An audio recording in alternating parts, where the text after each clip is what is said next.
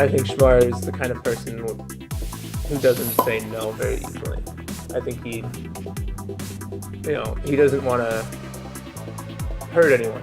I always believe that Shamar will be able to find his way, just as I believe with everybody, like even though shit might be tough and they're going through a tough time and they believe that there's no other way to get through it, I always believe that there is a way for those people to get through it as long as they have the motivation and courage to get through it. Okay, so I'm Shamar Coxum. I go to City New Paltz. I'm an ex-model, manager at Olympia Sports in town, clothing designer, author, self-published, ex-sponsor skateboarder. Shamar was always Shamar, same old Shamar that he's been. Always, ever since I've known him, always making people smile again. And, always was into skateboarding and tried to produce something new and something for himself to enjoy and for other people to enjoy. You're gonna rely on Zach to cut your potatoes? And Zach's potatoes are self. You see all this? All this stuff cut off? Chad, we could have used this food! Yeah, ever since I've met him, he was always into skateboarding and designing and producing his own stuff. And the biggest change is just seeing him really pull forward and want to produce more to make people happy and to express himself. That's the biggest change I've seen in him, is him just really wanting to express himself in life. He's definitely a caring person, at least specifically for his friends, and for me when I dated him, and I mean even now, staying in contact with me, still are very good friends. I think he cares about his friends a lot.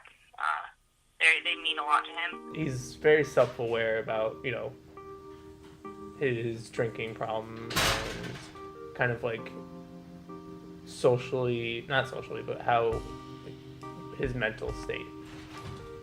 And I think he's now taking steps towards the right direction. For me, regarding my fears or worries about Shamar, I don't really have a lot, but I do worry about him maybe being taken advantage of, because he does have a very kind heart. Moving forward in life, I just fear that people will take advantage of him in his life because of his kind heart. I've met a few of his friends from the city, and they're perfectly fine people, but you could definitely see where they would have a negative influence on getting him to go out or getting him to do these things. He drank a little bit when we were in the beginning of our relationship, and then I think the turning point was when he turned 21, got that official legal access. He started drinking a lot more, and then the last year, I think, that we were dating, and obviously this past year as well, it just got, kind of bad. He would drink earlier than 12 p.m. sometimes. He was drinking a lot in those times, at least towards the end. Coming home, and he had already been drinking after I get off work and stuff like that. So he was aware of it, and I didn't tell him that it was happening. But I don't know if he necessarily just didn't really care that much. He just I don't think he really thought it was that much of a problem. He kind of took pride in the fact that he could drink a lot.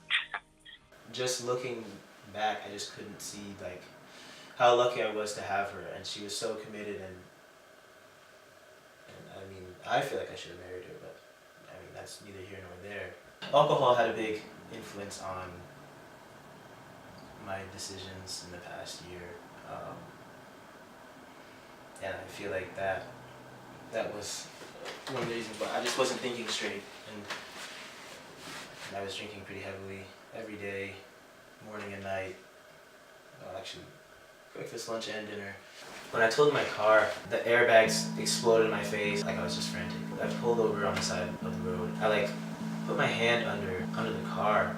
I had no idea what I hit, and I was getting drunk. I didn't know what the fuck was going on. It was just this red fluid, and I was like, I thought I hit someone. Fuck me, like literally the worst thing ever.